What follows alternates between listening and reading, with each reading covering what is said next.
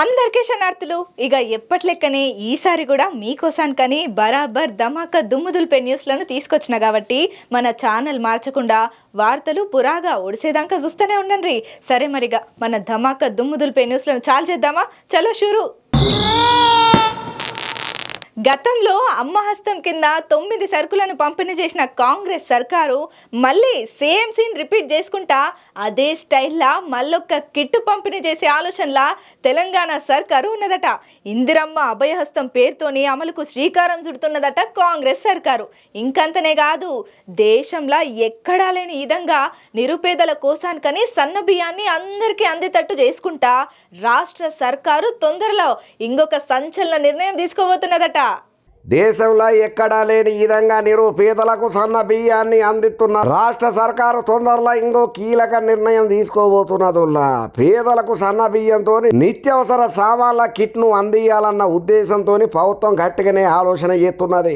గతంలో కాంగ్రెస్ హయాంలో పేదలకు అమ్మ హస్తం పేరుతోని రేషన్ షాపుల 9 రకాల నిత్యావసర సామాన్లనైతే ఇచ్చిందయ్యా.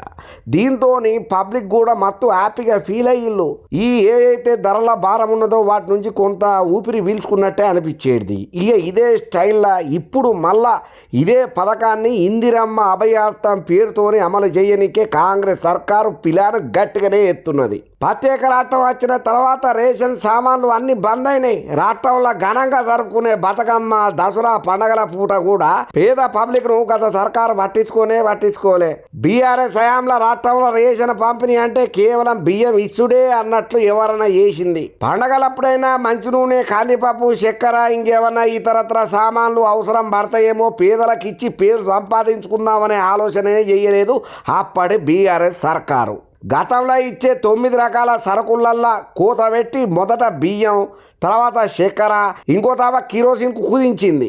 తర్వాత చక్కెరను, కిరోసిన్ను కూడా బంద్ చేసింది. ఇట్లా అన్ని సామాన్లను బంద్ పెట్టి చివరకు బియ్యానికి మాత్రమే పరిమితం చేసింది రేషన్ షాపులను తీసుకునే పబ్లిక్ను. ఉమ్మడి రాష్ట్రంలో కాంగ్రెస్ సర్కారు సబ్సిడీ మీద 9 రకాల సామాన్లను 185 రూపాయలకే అందించేది. సప్లై శాఖ రేషన్ షాపులల్లో అమ్మ హస్తం పేరుతోని బియ్యం, కేజీ కందిపప్పు, లీటర్ పామాయిలు, కిలో గోధుమ పిండి, అరకిలో చక్కెర, కిలో ఉప్పు, అరకిలో చింతపండు, 250 గ్రాముల కారం పొడి, 100 గ్రాముల పసుపు, లీటరు గ్యాస్ నూనె ఇచ్చేది. ఆ అమ్మ హస్తం పథకాన్ని ఇప్పుడు ఇందిరమ్మ అభయహస్తంగా మార్చి తిరిగి ప్రారంభం చేయనీకే కసరత్తు కాంగ్రెస్ సర్కారు గట్టిగానే చేస్తున్నది. ఏదేమైనా ఇప్పుడు కాంగ్రెస్ సర్కారు ఇందిరమ్మ అభయహస్తం పేరుతో చెప్పి కొత్తగా రేషన్ షాపు సామాన్లను ఇయ్యనీకి ముందర ఖర్చుడు వాళ్ళు చేసే ఆలోచన చూసి ప్రతి ఒక్క తెలంగాణ పబ్లిక్ మత్తు సంబరపడబట్టిండ్రయ్యా. ఏపీలో తొందరలా కొత్త రేషన్ కార్డులు ఇవ్వబోతున్నది కూటమి సర్కారు. ఇందుకోసానికని కొత్త రేషన్ కార్డులను రెడీ చేసింది. గీ ముచ్చటని మంత్రి నాదెండ్ల మనోహరం సారే స్వయంగా చెప్పిండు. ఇంకంతనే కాదు, కొత్త రేషన్ కార్డు డిజైన్ ఎట్లా ఉంటుందో కూడా చూపెట్టిండు.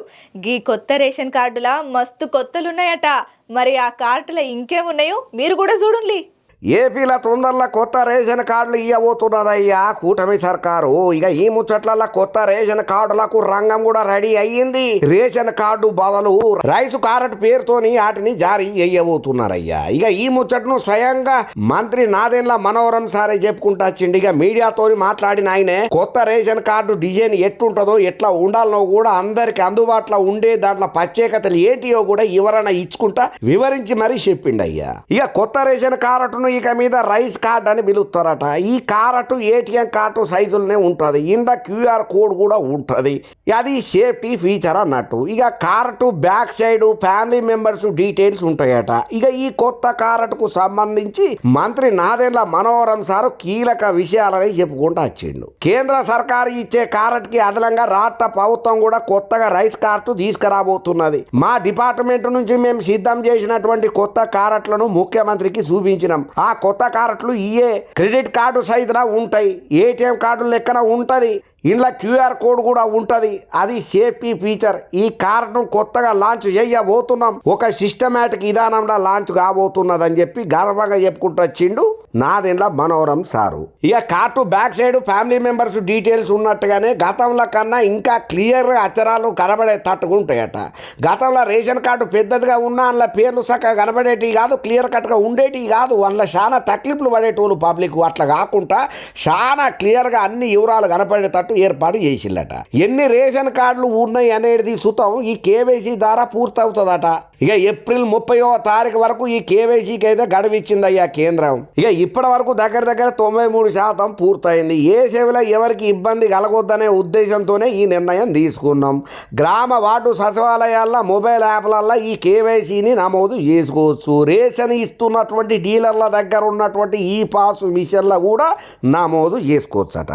ఇక కూటమి సర్కారు ఎక్కడ ఫోటోలు పెట్టలేదు. ప్రతి ఒక్కరిని గౌరవించుకునేటట్టుగా ఒక సిస్టమేటిక్ కార్డులను తయారు చేస్తున్నాం. రైస్ కార్డు నుంచి రేషన్ కార్డు, రేషన్ కార్డు నుంచి ఫ్యామిలీ కార్డుగా మారిపోయింది అయ్యా. ఇప్పుడు మల్టీపర్పస్ కార్డుగా మారిపోయింది ఇప్పుడు ఈ రేషన్ కార్డులు. దానివల్ల కొన్ని ఇబ్బందులు వచ్చినాయి. ఏదేమైనా మే నెల నుంచి ఏటీఎం కార్డు సైజుల కొత్త రేషన్ కార్డులు జారీ చేయబోతున్నాం. కుటుంబ సభ్యుల జోడింపు, తొలగింపు, స్ప్లిట్ కార్డులకు ఆప్షన్లు ఇస్తున్నాం. క్యూఆర్ కోడ్, ఇతర భద్రతా ఫీచర్లతో పాటు కొత్త కార్డులను ఇస్తున్నామయ్యా.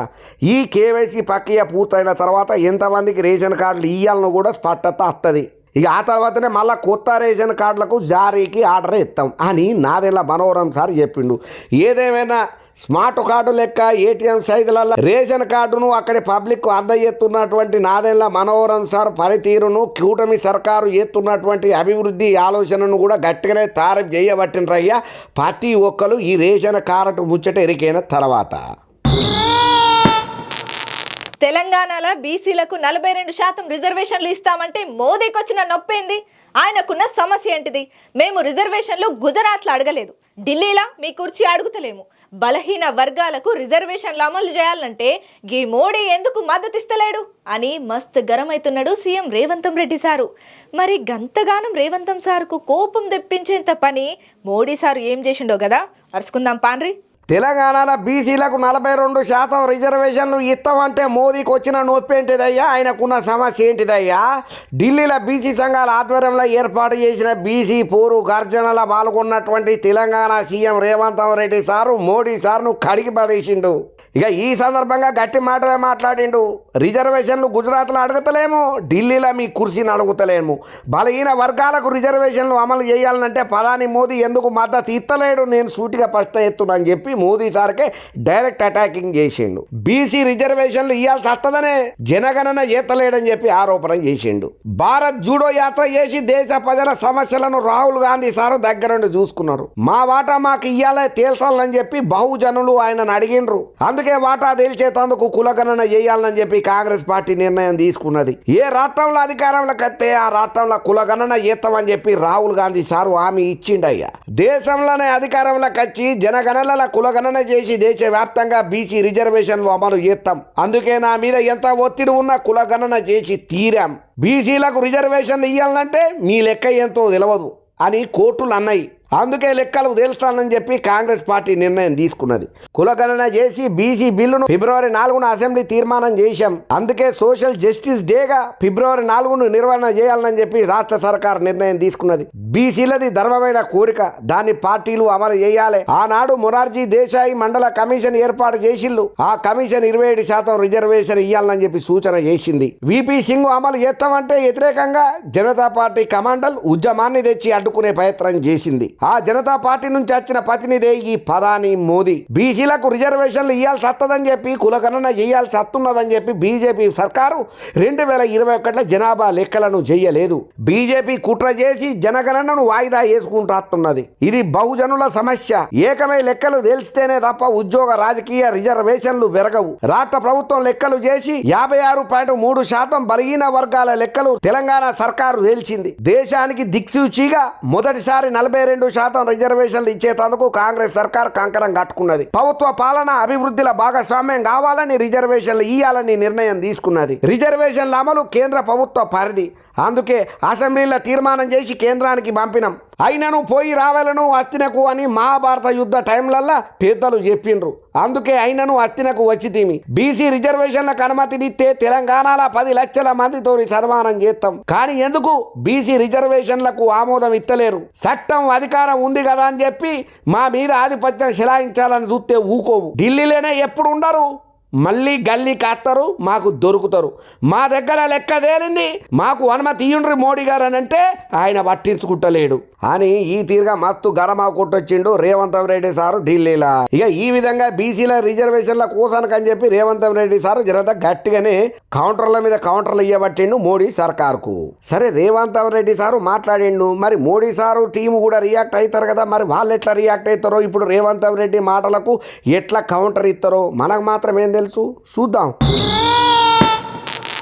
టీడీపీ జాతీయ ప్రధాన కార్యదర్శి ఐటీ మంత్రి చదువుల సారైన మన నారా లోకేశం సారు ప్రకాశం జిల్లా కనిగిరి నియోజకవర్గంలో పరిధి దివాకరపల్లిలా రిలయన్స్ సంస్థ ఏర్పాటు చేస్తున్న సిబిజీ ప్లాంట్కు భూమి పూజ చేసిన సందర్భంలో జనసేనాని పెద్ద ఏపీ డిప్యూటీ సీఎం పవనాల్ సార్ గురించి ఆయన గొప్పతనాన్ని, ఆయన మొండితనాన్ని, ఆయనకున్న నిబద్ధతను గొప్పగా చెప్పుకుంటొచ్చిండు. మరి నారా లోకేశం సారు గా మీటింగ్లో ఇంకేమన్నాడో మీరే చూడండి. తెలుగుదేశం పార్టీ జన సైనికులు కూటమిల కీలకంగా భాగస్వాములు. బీజేపీతో జట్టు కట్టిన ఈ రెండు పార్టీలు ఏపీల రికార్డు స్థాయిలో విక్టరీని సాధించినాయ్యా. 151 సీట్లతోని బలహీనంగా కనిపిస్తా వైనాట్ 170 అనుకుంటా బరిలకు దిగినటువంటి వైసీపీని కూకటి ఏళ్లతోని కూటమి ప్రభుత్వం పెకిలేసి 11 సీట్లకు పరిమితం చేసి పక్కన కూసోబెట్టింది. తెలుగు నేల రాజకీయాలల్లా ఘన విజయాన్ని సొంతం చేసుకొని వైసీపీని సావు దెబ్బ కొట్టినటువంటి కూటమి సర్కారు ఈ విజయానికి బాటలు వేసి ఒకరు టీడీపీ జాతీయ ప్రధాన కార్యదర్శి నారా లోకేశం సార్ అయితే ఇంకా రెండో వ్యక్తి జనసేనాని పెద్ద deputy CM Pawan Kalyan sir. నాడు టీడీపీ పెద్ద నారా చంద్రబాబు నాయుడు సార్ను జగన్ సర్కారు అరెస్టు చేసి జైల్లో పెడితే లోకేష్ పవన్లు బయట యంత్రాంగాన్ని మంత్రంగాన్ని నడిపించిండ్రు అయ్యా. వాళ్ళ శక్తితోని బీజేపీని ఒప్పించిండ్రు. కలిసి మూకుమ్మడిగా పోటీ చేసి వైసీపీని చిత్తుగా ఓడగొట్టిండ్రు. లోకేష్ పవన్ల మధ్య బంధం నానాటికి బలోపేతం అయితేనే ఉన్నది. ఎంతమంది ఎన్ని పుల్లలు పెడదామని చూసినా అన్నదమ్ముల కంటే ఎంతో ప్రేమను కనబరుచుకుంటా ఒకరినొకరు ఆప్యాయంగా పలకరణ చేసుకుంటా పబ్లిక్ల మంచిగా మమేకం అవుకుంటా అభివృద్ధి కోసం అడుగులేస్తున్నారు.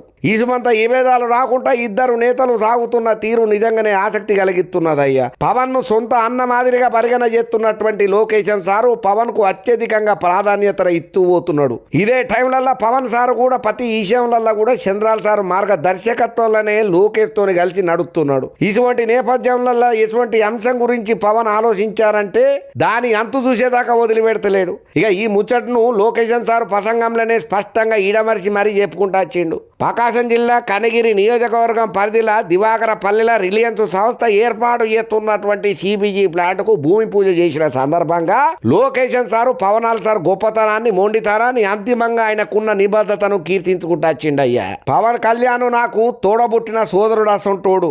వేసవి వచ్చేసిందని అక్కడికక్కడ తాగునీటి కొరత ఏర్పడిందన్న మాటలు వినిపిస్తున్నాయని చెప్పి ప్రస్తావించిన నారా లోకేశన్ సారు తాగునీటి వసతి కల్పించే శాఖను ఎవరు చూసుకుంటున్నారు అనుకుంటా జనాన్ని ఎదురు ప్రశ్నించిండు. ఈ ప్రశ్నకు మళ్ళా లోకేశన్ సారే సమాధానం చెప్పి అన్న పవన్ అన్న ఆ శాఖను పర్యవేక్షణ చేస్తున్నాడు. పవన్ అన్న ఏమనుకున్నా సాధించే వ్యక్తి. 10 కేబినెట్ మీటింగ్లో మేము చర్చించుకుంటాం. తాగునీరు ఓ ప్రయారిటీ అని పవన్ అన్న మాటలు ప్రతి కేబినెట్ మీటింగ్లో మేము మాట్లాడుకునే మాటలు. గత ప్రభుత్వం నాసి రకమైన పనులు చేసింది.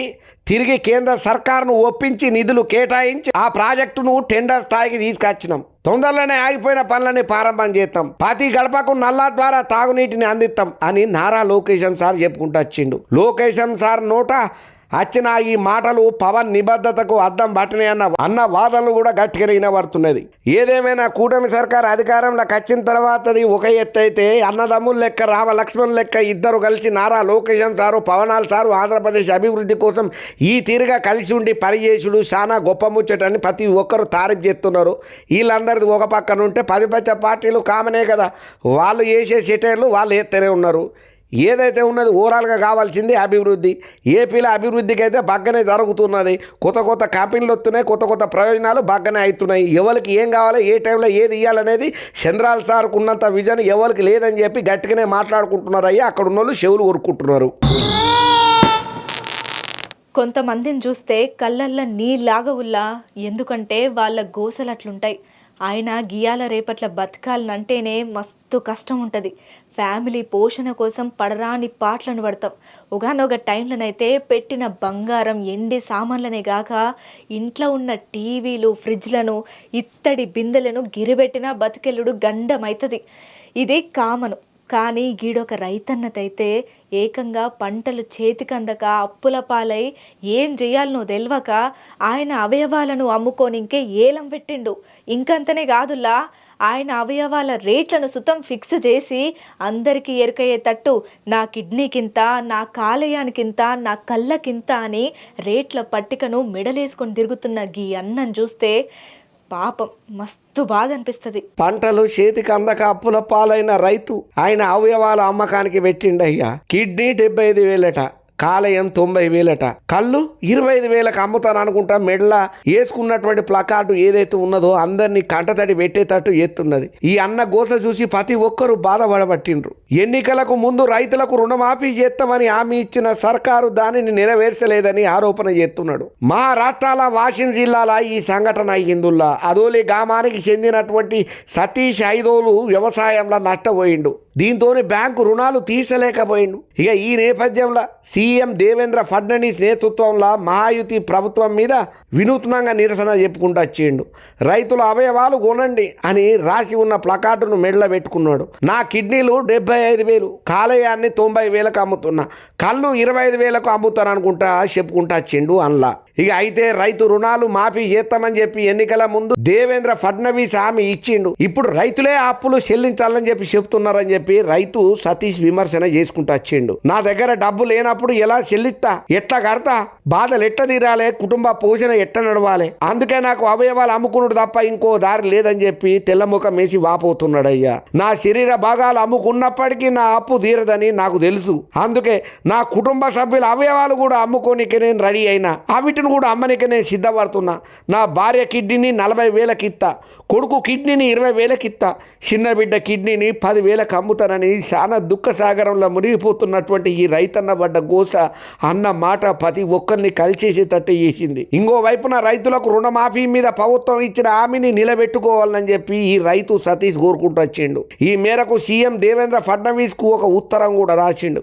దీనిని జిల్లా కలెక్టర్ ఆఫీసులలో అందజేసిండు. అయితే రైతు సతీష్ వినూత్న నిరసన అక్కడ ఉన్నోళ్లను ఆకట్టుకున్నది, కొంతమందిని బాధపడేటట్టే చేసింది. ఇక ఈ వీడియో సోషల్ మీడియాలో అయితే మస్తు వైరల్ అవుతున్నది. ఏదేమైనా అన్నకొచ్చిన బాధ కానీ, అన్నకొచ్చిన గోస కానీ, ఈ రైతులు పడుతున్న అవస్థలు కానీ తొందరలో తీరాలి. రైతన్నలకు ఇచ్చిన హామీలను సర్కారు, కేంద్రం ఖచ్చితంగా నెరవేర్చాలని చెప్పి ప్రతి ఒక్కరం కోరుకుందాం. పార్లమెంటు సమావేశాలు మస్తు హాట్గా అవుతున్నాయి. ఎందుకంటే వక్ఫ్ సవరణ బిల్లు మీద అవుతున్న చర్చలల్లా అధికార ప్రతిపక్ష నేతల మధ్యనైతే మాటల తూటాలు డబా ఒకటే వగులుతున్నాయి. ఇట్లా ఇరు వర్గాల మధ్యలో డైలాగ్ వార్తోనే లోక్సభ గరం అయింది. అయితే ఇందులో ముఖ్యంగా యూపీ మాజీ సీఎం ఎస్పీ అధినేత అఖిలేష్ యాదవ్, కేంద్ర హోంశాఖ అమిత్ షాల మధ్య అయిన సరదా సంభాషణ కూడా సభలో ఒకంత నవ్వుల పువ్వులను ఊహించినాయి. ఇక ఢిల్లీ పార్లమెంటు సమావేశాలు వాటుగా నడుస్తున్నాయి. ఇలా వక్ఫ్ సవరణ బిల్లు మీద చర్చ సందర్భంగా అధికార ప్రతిపక్ష నేతల మధ్య మాటల తూటాలు అబ్బో మస్తు వెళ్ళినాయి. ఇరు వర్గాలు డైలాగుల వార్తోనే లోక్సభలో ఈటెక్కిచ్చిండ్రయ్యా. ఇక ఈ క్రమంలో యూపీ మాజీ సీఎం ఎస్పీ అధినేత అఖిలేష్ యాదవ్, కేంద్ర హోంశాఖ మంత్రి అయినటువంటి అమిత్ షా సార్ల మధ్య అయినటువంటి సరదా సంభాషణ సభలల్లా జర ఏడిని తగ్గించుకుంటా నవ్వుల పువ్వులను ఊహించిందయ్యా. వక్ఫ్ సవరణ బిల్లు మీద చర్చ సందర్భంగా అఖిలేష్ యాదవ్ సార్ మాట్లాడుకుంటా బీజేపీ మీద విమర్శలు చేసిండు. ప్రపంచంలోనే అతిపెద్ద రాజకీయ పార్టీగా చెప్పుకునే బీజేపీ ఇప్పటి వరకు పార్టీ జాతీయ అధ్యక్షుడిని ఎన్నుకోలేకపోయిందని చెప్పి సెటర్ వేసిండు. అఖిలేష్ సార్ మాట్లాడిన మాటలకు పడి నవ్వినటువంటి అమిత్ షా సార్ వెంటనే రియాక్ట్ అయ్యి ధీటుగా రిటర్న్ కౌంటర్ ఇచ్చిండు. ఎస్పీ, కాంగ్రెస్, టీఎంసీ వంటివన్నీ కుటుంబ పార్టీలు. ఆ పార్టీలలో ఏరే వాళ్ళకి అధ్యక్ష బాధ్యతలు ఇయ్యరు. ఎంతసేపటికి వారి కుటుంబానికి చెందిన వాళ్ళే పార్టీ అధ్యక్ష బాధ్యతలను స్వీకరణ చేస్తారు. కానీ బీజేపీలో అట్లా ఉండదు.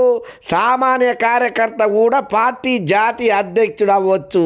అట్లనే బీజేపీ జాతీయ అధ్యక్షుడి ఎంపిక కుటుంబ పార్టీల మాదిరిగా ఉండదు. మేం జాతీయ అధ్యక్షుడి ఎంపిక కోసం 12-13 కోట్ల మంది సభ్యులతో కూడిన ఎన్నికల ప్రక్రియను నిర్వహించాలి. కాబట్టి సహజంగానే అధ్యక్షుడి ఎన్నికకు సమయం పడుతుంది. అదే సమాజ్ పార్టీలో ఇట్లుండదు. ఇంకో 20 సంవత్సరాలు అఖిలేష్ యాదవే ఆ పార్టీ షీప్గా ఉంటాడని నేను చెప్తున్నా. అమిత్ షా తనదైన శైలిలో గిట్ల సారు కౌంటర్లో అటాక్ చేసుడుతోని అఖిలేష్ యాదవ్ అమిత్ షా మధ్యన జరిగినటువంటి సంభాషణ సభల నవ్వులు పూయించినాయ్యా. ఇక అధికార ప్రతిపక్ష పార్టీలు అప్పటిదాకా గరం గరం గుస్సా ఉన్నోళ్ళు కాస్త గుప్పమని నవ్వు ఈశ్రబట్టిండ్రయ్యా. అందరి ముఖాలలో ఒక్కటే పారి స్మైల్ కనబడ్డది.